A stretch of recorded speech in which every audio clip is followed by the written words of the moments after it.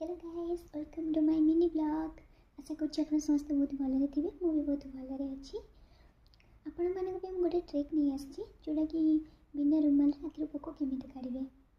तो आपण प्रायतः जेतेबेले जाउछन्ती रास्ता रे तो सेतेबेले संध्या समय तो बहुत पोको आसिक आखिर माड़ होइथांती, आखिर पड़ी भी जाइथांती। तो आपण से समय रे आखिर पोको केमिति काढिबे।